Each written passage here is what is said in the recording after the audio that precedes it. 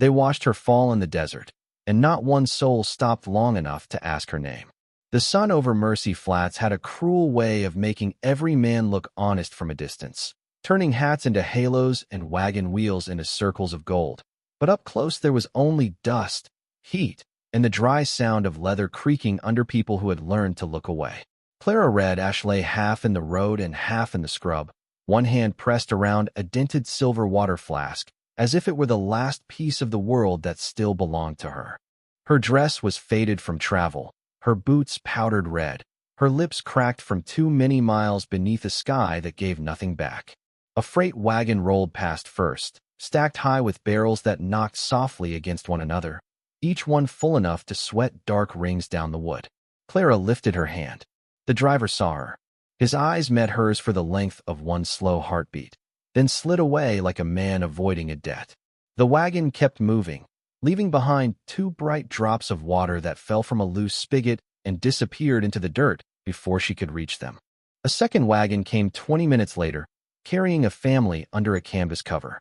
A little boy leaned out and stared at her with wide, worried eyes. He had a tin cup in his hand. Clara saw him whisper to his mother.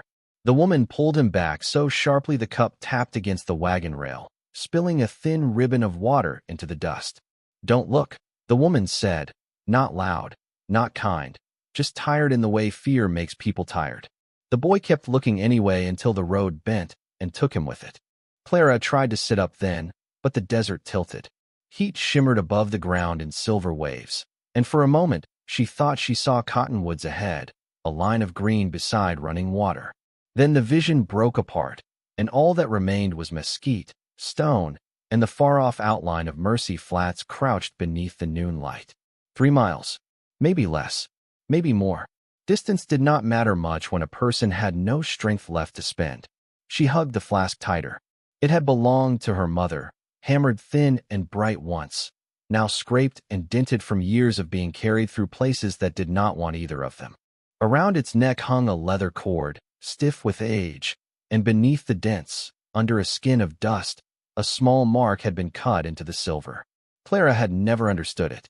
Her mother had only said, "When the world closes its doors, remember what this holds." Clara had thought she meant water. Now the flask was empty. A rider passed near sundown, a broad man on a chestnut horse with saddlebags heavy enough to pull the leather low. He slowed just long enough to see the beadwork at Clara's wrist, the silver flask in her hand, the shape of her exhaustion. His face hardened, not with hatred exactly, but with that colder thing that wears the mask of caution. He touched his hat brim to no one and rode on. Clara did not call after him. Pride was not always loud. Sometimes it was the simple refusal to beg where mercy had already been denied. The wind came low across the desert, dragging dust over her fingers, soft as burial cloth. She closed her eyes. Somewhere beyond the rise, a horse snorted. Not the quick pass of a traveler. Not the heavy grind of a wagon. This sound stopped. Stayed. Clara opened her eyes to see a black horse standing in the road, its rider sitting still against the burning sky. He was lean, weathered, and covered in trail dust, with a hat pulled low and a coat that had seen more winters than money. For a long while he did nothing. He only looked at her hand, at the silver flask. Then the man's face changed, just a little, as if the past had stepped out of the heat and called him by name. Elias Mercer swung down from the saddle without haste, boots landing in the dust. He did not ask what tribe she came from. He did not ask what trouble followed her. He took the canteen from his saddle, knelt far enough away to leave her dignity intact, and set it within reach. "Easy now," he said, voice low as evening shade. "Water first." Clara stared at him, not trusting the kindness because kindness in the desert could be another kind of trap. Elias seemed to understand. He backed away one step, hands open, eyes steady. The black horse lowered its head, and the road went quiet around them. Clara reached for the canteen with shaking fingers. Before she drank, Elias looked once more at the dented flask in her arms, at the little mark cut into its silver bottom, and the color drained from his face. He knew that mark, and that was why he had stopped. Elias Mercer had not planned to remember anything that day. He had ridden toward Mercy Flats with his collar turned up against the heat, his bedroll tied behind the saddle, and a month of silence tucked behind his teeth. Men like him learned to keep moving. A town asked questions. A saloon remembered faces. A sheriff might remember a name. The open country did not care who a man had been before the dust found him. But the mark on Clara's silver flask had reached across 15 years and taken hold of him like a hand from a grave. It was not a brand. It was not decoration. It was 3 shallow cuts shaped like a crooked star beside a half circle, the same mark Elias had once seen by lantern light, while his own throat was too dry to swallow and his horse lay exhausted in a wash south of Black Mesa. He had been 22 then, proud enough to think pride could fill a canteen. A wrong trail, a dead spring, and 40 miles of empty country had taught him different. By the second evening, he had been walking without knowing where his feet were pointed. The sky had turned copper. The sand had whispered under him. Then a woman had found him. She had come out of the fading light with a small silver flask hanging from her hand, quiet as if she had been expected by the desert itself. She gave him water first. Not a question, not a sermon, just water. He remembered her face in pieces now, not because time had erased her, but because thirst had blurred the edges of the world.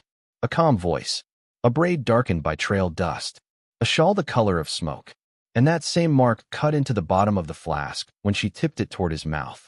Live clean after this, she had told him. A second life is not yours to waste. Elias had carried those words longer than he had carried any Bible verse, though he had not always lived up to them. Now he knelt in the red road outside Mercy Flats, watching Clara drink in small, careful sips, and he understood why the past had waited for him here. "Where did you get that flask?" he asked. Clara lowered the canteen, guarded again. "It was my mother's." The answer came rough, shaped by heat and caution. Elias looked toward town. Mercy Flats sat less than 3 miles ahead, a handful of roofs and water tanks shimmering behind waves of afternoon light. What was her name? Clara's fingers tightened around the flask. For a moment he thought she would not answer. Then she said, "Mara Red Ash." The name moved through him slowly, not like a gunshot, like a church bell heard from far away. Elias took off his hat and let the sun strike his face. "She saved my life once." Clara watched him the way a person watches a bridge before trusting it with weight. "Many men say things when they want something." "That is true," Elias said. "But I want nothing from you." He reached into his coat pocket and drew out an old strip of blue cloth, faded almost gray. It had been folded so many times the creases looked permanent. Clara stared at it. Elias held it flat across his palm. "She tied this around my wrist when fever took me. Said blue keeps a man mindful of water." Clara's expression changed so little that most would have missed it, but Elias saw the small break in her breathing. Recognition. Grief. The kind that has no audience. She touched the cloth with 2 fingers, then pulled her hand back as if memory itself might burn. "She died 3 winters ago," Clara said. There was no one left after that. The wind moved between them, carrying the dry smell of sage, horse sweat, and distant wood smoke from town. Elias looked at the empty road behind her, at the wheel tracks of those who had passed, at the places where spilled water had darkened the dust for a moment before vanishing. "There is someone now," he said. Clara almost laughed, but it came out too tired to be bitter. "One cowboy against a town that has already decided what I am." Elias rose slowly and offered her his hand without reaching for her. "No," he said. "One man paying an old debt." She studied him for a long breath. Then she took his hand, light but steady. Elias helped her to her feet and walked beside her toward the black horse. He did not lift her as if she were helpless. He steadied her as if she were a person whose strength had simply been asked to last too long. When he settled her in the saddle, the silver flask rested against the horn, catching the last hard light of the day. From the ridge ahead, Mercy Flats watched them come. Its windows burned gold. Its doors stayed shut. And somewhere in that town, behind stacked barrels and clean white signs, a man named Silas Crow was already counting water that had never belonged to him. Mercy Flats did not rise out of the desert so much as crouch there, low and mean beneath the weight of the sun. A single street cut through it from east to west, packed hard by wagon wheels and hooves, with plank sidewalks warped by heat and storefront signs hanging crooked in the still air. The bank had shade over its windows. The church had its doors shut. The saloon had music somewhere inside, soft and careless, but the tune faltered when Elias Mercer led his black horse into town with Clara Red Ash seated in the saddle behind the horn. People noticed without turning their heads, all the way. That was how fear worked in Mercy Flats. It looked sideways. A woman sweeping dust from a porch stopped moving her broom. Two men outside the feed store lowered their voices. A boy near the hitching rail stared until his father pulled him behind a wagon. Clara kept her eyes forward, both hands resting near the silver flask, her back straight despite the weakness in her shoulders. Elias walked beside the horse, one hand on the reins, the other loose at his side. He felt the town measuring them. It measured the trail dust on his coat, the wear on his boots, the woman on his horse, the old flask catching sun like a secret. At the center of the street stood the water station, a long wooden shed with barrels stacked high beneath a painted sign that read, Crow Water Company, cash only, no exceptions. A second sign had been nailed below it in fresher paint. No Apache trade. The letters were black, sharp, and proud of themselves. Elias stopped before it. The black horse snorted softly. Clara looked at the sign and said nothing. Silence was not surrender. Sometimes it was all a person could afford to keep. Behind the counter, Silas Crow appeared as if he had been waiting for them. He was a narrow man in a cream-colored vest, with a watch chain bright across his middle and hair oiled flat under a fine gray hat. He did not look like the desert had ever touched him, though every cup of water for 30 miles seemed to pass through his hands. His eyes settled first on Clara, then on Elias, then on the canteen hanging empty from the saddle. "You lost, cowboy?" Silas asked. Elias reached into his pocket and laid $2 silver on the counter. They rang softly against the wood. "Water."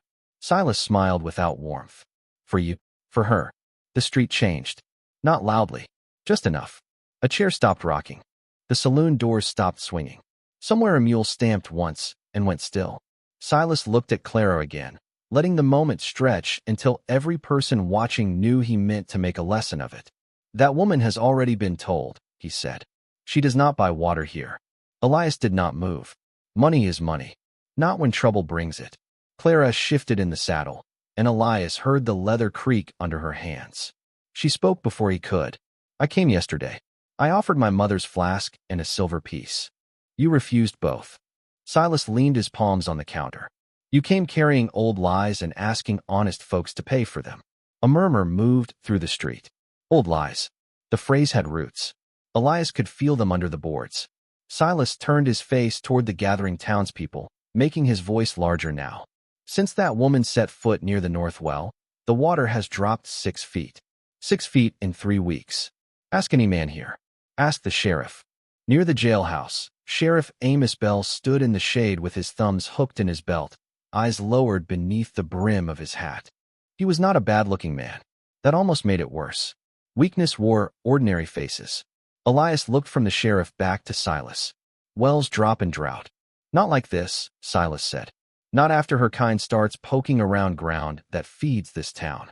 Clara's fingers tightened around the flask, but her voice stayed level. "That ground belonged to my mother before your company put a fence around it." The words landed hard. A few townspeople glanced at one another. Silas's smile thinned. "Careful." Elias heard the warning inside that one word, polished smooth for public use. He had heard men like Silas before. Men who never raised their hands in daylight because they had built a town willing to do the reaching for them. Elias picked up one of the silver dollars and held it between 2 fingers. "I am not buying politics." He set it down again. "I am buying water." Silas slowly reached under the counter. Not fast, not dramatic, just enough to let the street understand that money was no longer the thing being weighed. Elias did not reach for his gun. He only turned slightly, placing himself between the counter and Clara. The movement was small. The town saw it. Clara saw it too. For the first time since the road, her eyes left the ground and settled on his back. Silas watched that, and something sour flickered across his face. "You must be new here," he said. "No," Elias answered. "Just passing through." "Then pass." A hot wind rolled down the street, lifting dust around their boots and rattling the fresh black letters on the sign. "No Apache trade." Elias looked at those words for a long moment. Then he took his canteen from the saddle, turned it upside down, and let the last 2 drops fall onto the counter between the silver dollars. "That is all I had," he said quietly, "and I gave it before I knew her name." No one spoke. Even Silas seemed to feel the weight of the sentence before he chose to ignore it. He pushed the coins back across the counter with one finger. They slid to the edge and dropped into the dust. Then you are as foolish as she is. Clara lowered herself carefully from the saddle before Elias could stop her. She stood unsteady but upright, holding the dented flask against her chest. I am not asking for kindness, she said. Only what was taken. Silas's eyes sharpened at the flask. Just for a breath. Quick enough that most missed it. Elias did not. The town saw a thirsty woman. Elias saw a rich man looking at a piece of silver like it had come back from the dead. Silas Crow did not have to shout to make a person feel small. He had the kind of voice that slid under a door and stayed there, low, clean, and certain that every room belonged to him. He stepped out from behind the counter and came around the water station with one hand tucked into his vest, the other holding Clara's 2 rejected silver dollars between his fingers. He let them fall one at a time into the dust at her feet. Pick them up, he said. The street held its breath. Clara looked down at the coins, then at the row of closed faces along the boardwalk. The woman with the broom. The 2 men from the feed store. Sheriff Amos Bell in the shade beside the jailhouse. Not one of them moved. Elias Mercer saw Clara's shoulders rise once, slow, like she was gathering what remained of herself from the hot boards and watching eyes. She bent carefully, not because Silas commanded it, but because poverty teaches a body never to leave silver in the dirt. Her fingers closed around the first coin. The second had rolled beneath the edge of the water trough. When she reached for it, Silas set the toe of his polished boot on top of the coin, gentle as a man testing a floorboard. There is a way things work in Mercy Flats, he said. A person comes in clean, speaks proper, pays what is owed, and causes no trouble. Clara stayed bent a moment longer. The sun caught the silver flask against her chest, and Elias saw Silas glance at it again. Not at her. At the flask. That old hunger was there, dressed up in civic concern. She asked for water, Elias said. His voice did not rise. It did not need to. Not mercy. Silas turned his head slowly. This is not your quarrel. Elias took one step forward. The dust shifted around his boot. It became mine when you made a show of it. A few people looked away then, ashamed of how glad they were that someone else had found a spine first. Silas smiled, but the smile had thinned into wire. You think handing out a canteen makes you righteous? No. Elias glanced at the barrel stacks, the locked spigot, the sign with its fresh black letters. I think refusing water to a thirsty woman makes you something else. The words landed harder than a slap because nobody could pretend not to understand them. Sheriff Bell cleared his throat from across the street, but the sound died before it became language. Silas lifted his chin toward him.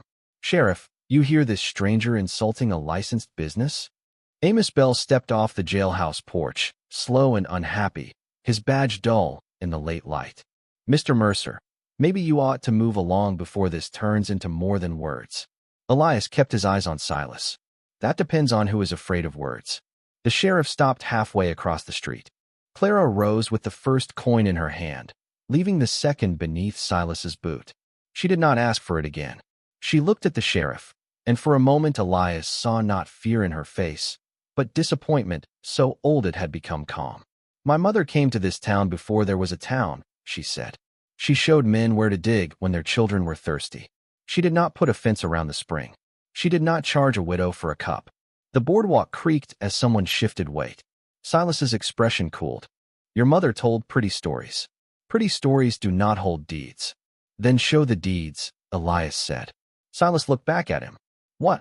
You claim the North Well, the Spring Road, the station, and every barrel between here and the dry wash. Show the papers. It was a simple request. That was why it frightened the street. Lies could survive noise. They had a harder time in plain language. Silas gave a short laugh, turning slightly so the crowd could share it with him. I do not answer to saddle tramps who wander in wearing other people's conscience. Elias removed his hat and wiped the sweat from his brow with the back of his wrist. His hair was damp with heat. His face remained still. No, but maybe you answer to the town that pays you. Nobody spoke. That silence was different from the first one. The first had belonged to fear. This one had questions in it. Silas felt the change. His eyes narrowed, and with a sudden movement, he reached toward Clara's flask. Elias caught his wrist before he touched it. Not hard, not rough, just enough to stop him. The entire street sharpened around that small point of contact. Clara stepped back, clutching the flask. Sheriff Bell's hand drifted near his belt, then froze there, uncertain of which law he was supposed to protect. Elias released Silas at once and lifted both hands, open and empty. "Easy," he said. "I am not here for trouble." Silas rubbed his wrist as if he had been insulted by restraint itself. "You already brought it." Elias looked at Clara, then at the town. "No," he said. "It was here before I arrived." The wind moved low again, shaking the sign above them. "No Apache trade." Clara drew the old flask closer under the strip of blue cloth Elias had given her, and her voice came quiet enough that people had to lean toward it. "If he owns the water, why is he afraid of a flask?" The question did what Elias's challenge had not. It slipped into the crowd and stayed there. A boy near the hitching rail stared at Silas's boot still covering the fallen coin. The woman with the broom stopped pretending to sweep. Sheriff Bell finally looked at the sign, then at Clara, then at the locked shed behind the water station. For the first time all afternoon, Silas Crow seemed less like a man in charge and more like a man standing in front of a door he did not want opened. He turned away sharply. "Station is closed," he said. "All of you go home." But no one moved. Elias bent down, picked up Clara's second coin from beneath the trough after Silas lifted his boot, brushed the dust from it, and placed it in her palm beside the first. Then, without another word, he took off his neckerchief and held it over her head to shade her from the sinking sun. It was not a grand gesture. It did not change the heat. It did not fill the flask. But in Mercy Flats, where a thirsty woman had been made to stand alone in the street, that small square of cloth looked almost like a flag. The sun went down behind Mercy Flats without softening the town. It only changed the color of things. The dust turned purple in the street, the windows caught fire with the last light, and Silas Crow's water station sat locked and silent like a church that had forgotten how to pray. Elias Mercer took Clara Red Ash to the old livery barn at the south end of town, where the roof sagged in the middle and the stalls smelled of hay, horse sweat, and dry cedar boards. The liveryman, a gray-bearded fellow named Owen Pike, looked at Clara first, then at Elias, then at the black horse, and whatever warning had been waiting on his tongue died quietly. "2 stalls," Elias said, laying down the last of his small bills. Owen took the money and looked toward the water station at the other end of the street. "Crow will not like it." Elias removed the saddle from his horse. "I did not come this far to please him." Owen nodded once, slow as a gate in bad weather, and left them with a lantern, a bucket half full of water for the horse, and the kind of privacy people offer when they are too afraid to offer help out loud. Clara sat on an overturned feed crate beneath the lantern glow, the silver flask in her lap, the blue cloth folded beside it. She had taken only a little water from the bucket, enough to wet her mouth, refusing more until the horse had drunk. Elias noticed. He noticed most things when people thought nobody was watching. Outside, Mercy Flats settled into evening sounds, a piano from the saloon, a wagon chain clinking in the wind, low voices moving along the boardwalk and stopping whenever footsteps came too close. Inside the barn, Clara turned the flask slowly in her hands. "My mother told me never to show this to men who asked too many questions," she said. Elias leaned against the stall post, his hat low, his arms folded. "Then I will ask fewer." A small breath moved through her, almost a laugh, almost grief. She said there was water under the North Wash. Not a puddle, not a spring that dies in July. A deep vein, old water. She said her mother knew it, and her mother before that. Elias looked toward the locked street beyond the barn doors. "And Crow found out." Clara nodded. "After my mother helped the first settlers dig, men came with survey chains and papers. They marked land nobody had sold. They built fences. They called it business." She turned the flask upside down. Under the base, near the crooked star and half circle, Elias saw a faint rim he had missed before. Clara pressed her thumbnail against it. Nothing happened. She tried again, harder, and the metal gave a soft click. The bottom of the flask loosened. Elias straightened. Clara looked up at him, then opened it carefully. Inside was not water. It was a thin roll of oilskin, dry as a dead leaf but sealed tight.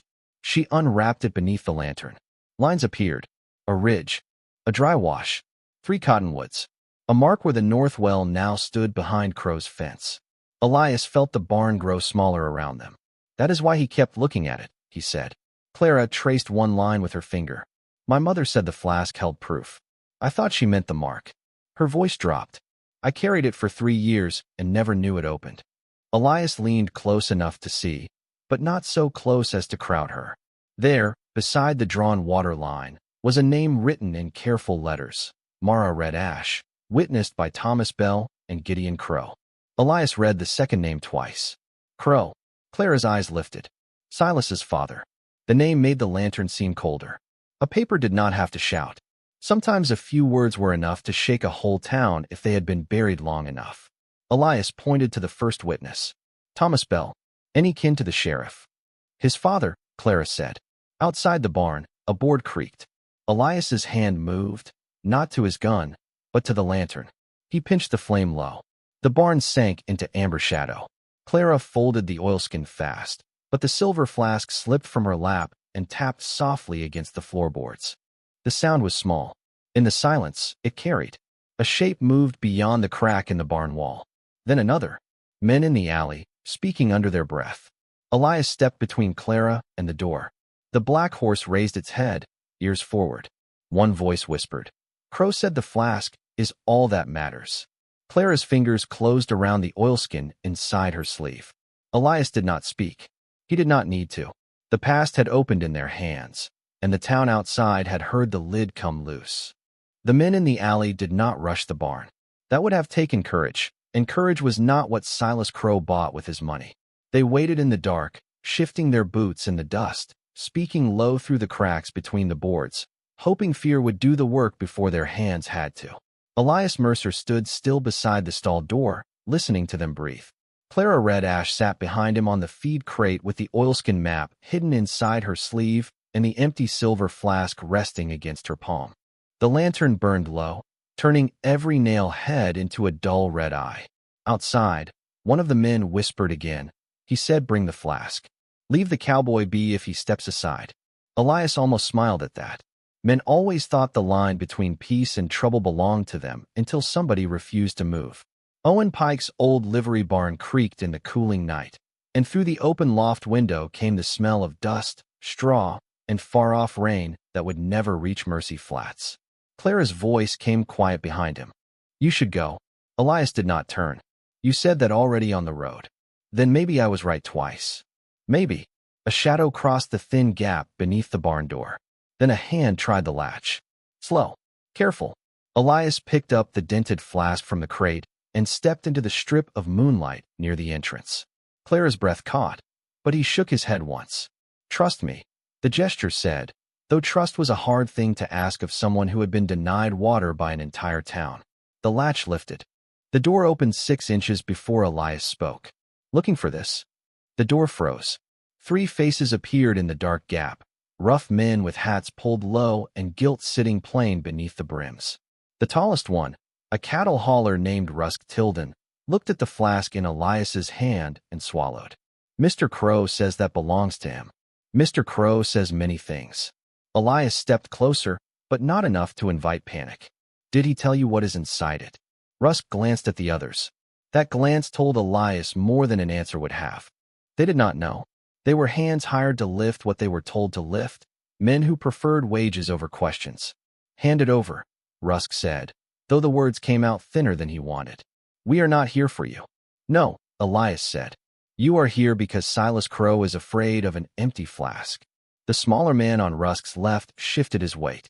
His name was Lyle Pruitt, and Elias had seen him earlier outside the feed store, watching Clara with the nervous look of a man whose conscience had not fully died. "Crow said she stole papers," Lyle muttered. Clara rose then, slowly, her face pale in the lantern glow but her voice steady. "My mother signed those papers before Silas Crow ever owned a barrel." The men looked at her, and for the first time that night they seemed to see not a rumor, not a warning sign, but a woman standing in a barn with dust on her hem and truth in her hand. Elias held up the flask. "Take it then." Clara's eyes sharpened. So did Rusk's. Elias set the flask on the floorboards between them. "But you take it in front of witnesses. You walk it down to Sheriff Bell. You ask him why his father's name is on a water claim Silas has been hiding from this town." The word father passed through the barn like a match flame. Lyle lowered his eyes. Rusk did not step forward. Neither did the third man. From outside came another sound, sharper than the rest. wagon wheels at the far end of the alley, then a lantern swinging into view. Silas Crow had come himself. He sat upright on a small buckboard, his cream vest hidden beneath a dark coat now, his face clean and angry in the lantern light. Behind him were 2 empty crates and a canvas tarp. Not for a fight, for evidence. "You boys lost," Silas called, and every man in the doorway stiffened like schoolchildren caught stealing from a church plate. Elias picked up the flask before anyone else could move. Clara slipped the oilskin deeper into her sleeve. Silas climbed down from the buckboard, boots landing softly in the dirt. He did not look at Clara. He looked only at Elias's hand. "That property was taken from my station," he said. "You will return it tonight, and tomorrow you will ride out before the town decides it has had enough of your manners." Elias stepped out of the barn, letting the lantern light fall behind him. The street beyond the alley was dark, but not empty. Curtains had moved. Doors had cracked open. Mercy Flats was listening, as it always had. Only now the silence had begun to work against the man who owned it. "Funny thing about property," Elias said. "A man can paint his name on a barrel, nail his sign to a shed, even charge thirsty folks by the cup. But that does not make the water his." Silas's jaw tightened. "You have no idea what you are standing in." "I know exactly what I am standing in." Elias looked past him toward the locked water station at the center of town. Dust, lies, and a town too thirsty to ask who dried the well. For a moment, nobody moved. Then Lal Pruitt stepped away from Rusk and took off his hat. It was not much. Just one man removing himself from the wrong side of a doorway. But Elias saw Silas notice. Clara saw it too. Silas's eyes went cold. "By sunrise," he said, "that woman will be blamed for more than drought." He turned, climbed back onto the buckboard, and snapped the reins. The wagon rolled away toward the water station, wheels grinding softly over the hard street. Rusk and the third man followed after a moment, smaller now than when they had arrived. Lal stayed behind just long enough to look at Clara. "Ma'am," he said, the word awkward in his mouth but honest. Then he walked into the dark. Elias returned to the barn and closed the door. Clara was still standing, one hand pressed to her sleeve where the map rested. "He will not wait for morning," she said. Elias looked at the thin orange glow now moving behind the locked shed far down the street. A lantern where no lantern should be. "No," he said. "He is already trying to bury it."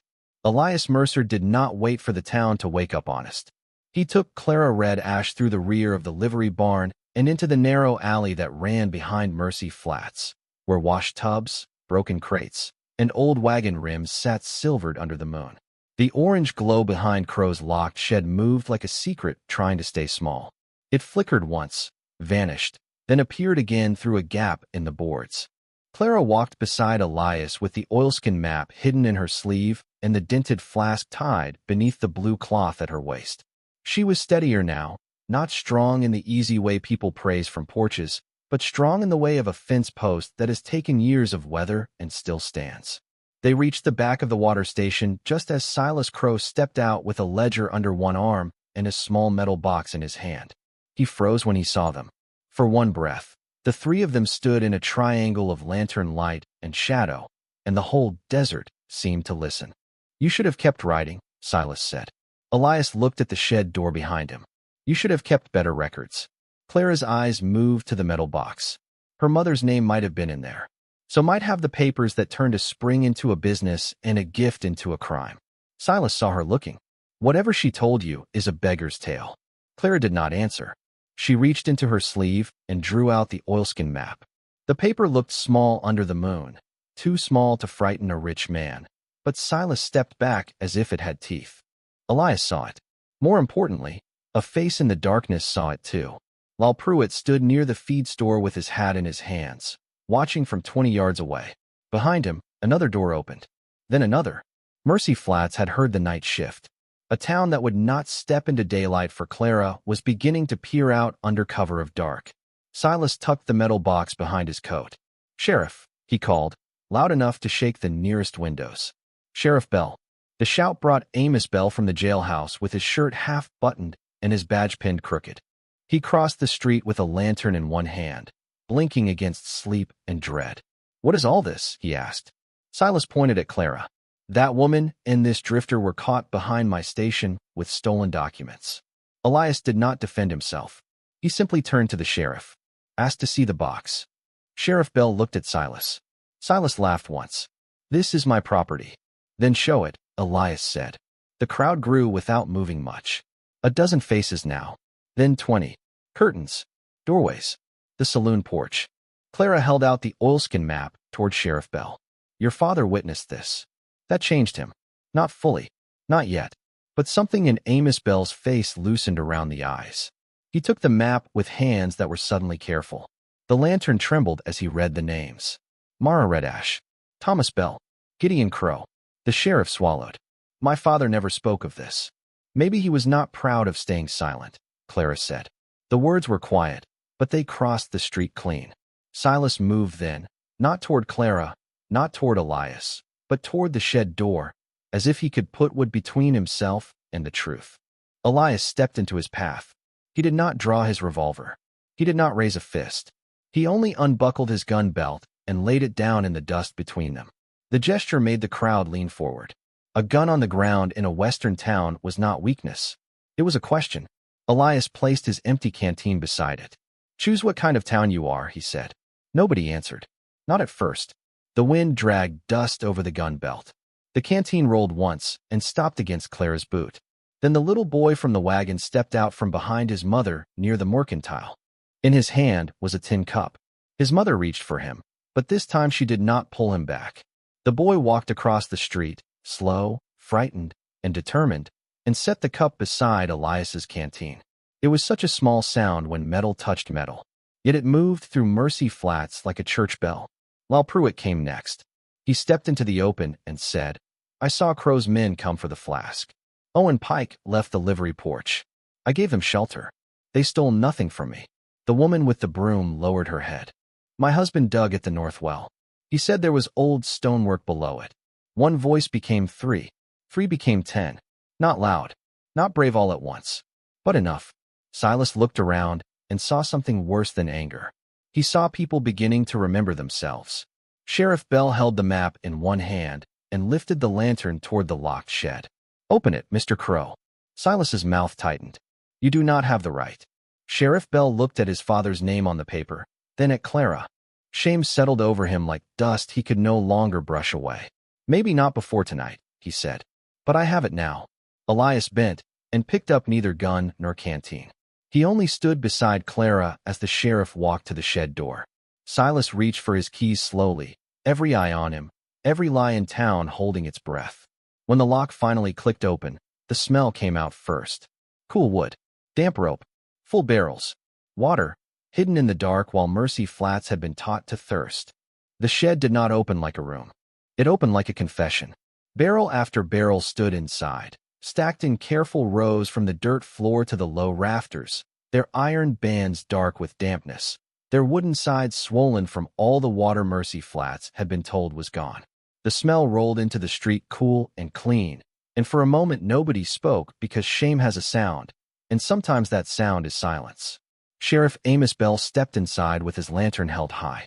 Light slid over full barrels, coiled rope, canvas covers, ledger books, survey stakes, and a hand-painted map nailed to the back wall.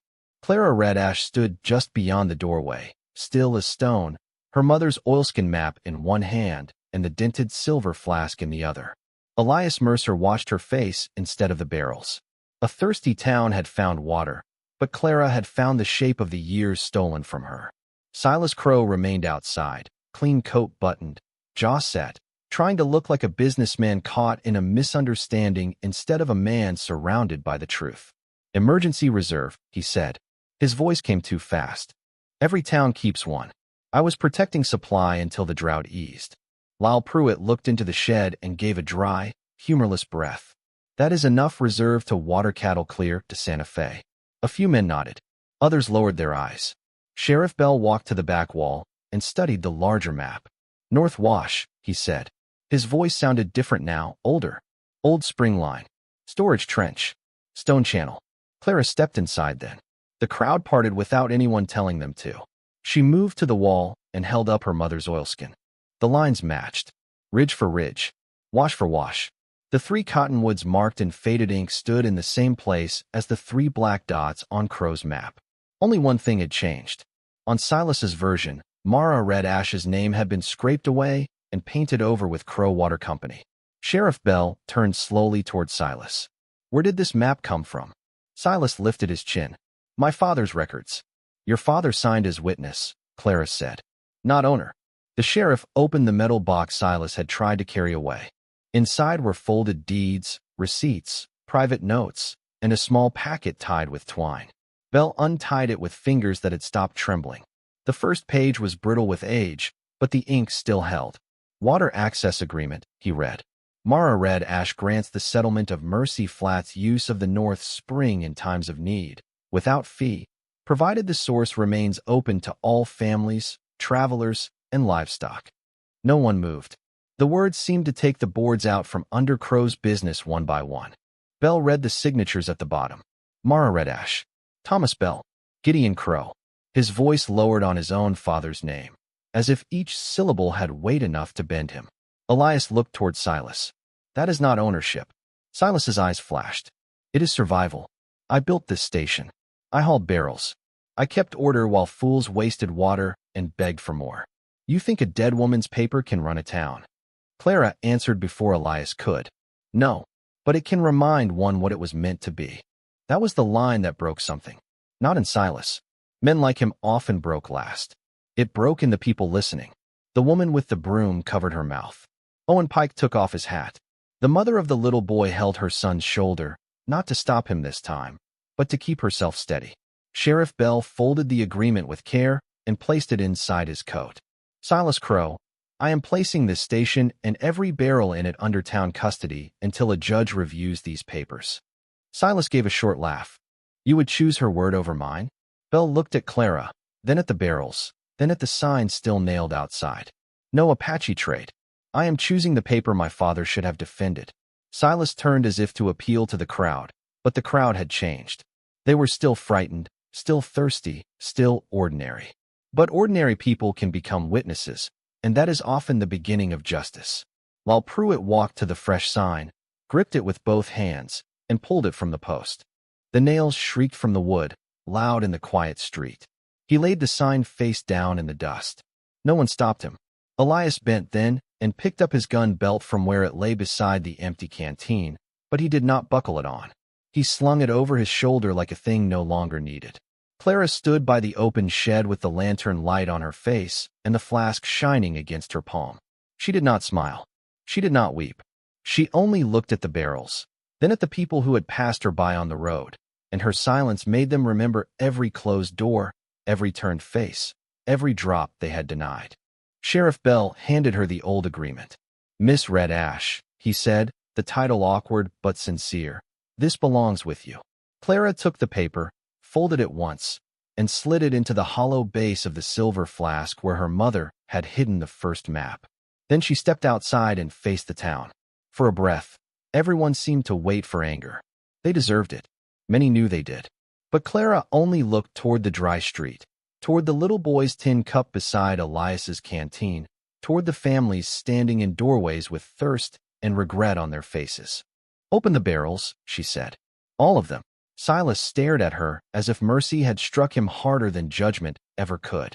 Bell gave the order, and men moved quickly now, not as a mob, not as cowards, but as neighbors trying to remember the shape of their own hands. Barrel plugs were turned. Buckets were filled. The first cup went to the boy. Clara handed it to him herself. He took it with both hands, eyes wide, and whispered, "Thank you." She nodded once. Behind her, Elias watched the water catch moonlight as it poured, bright and steady, into every waiting pail. No gun had spoken. No grave had opened. The truth had simply been given air, and in that air, Mercy Flats finally began to breathe. By midnight, Mercy Flats no longer sounded like the same town. Water moved through it in buckets, cups, troughs, and barrels, knocking softly against tin and wood, carrying with it the kind of music no piano in the saloon had ever learned to play. Nobody cheered. That would have been too easy. Cheer belongs to victory, and what settled over those streets was not victory, but reckoning. Men who had argued over prices now carried pails to widows.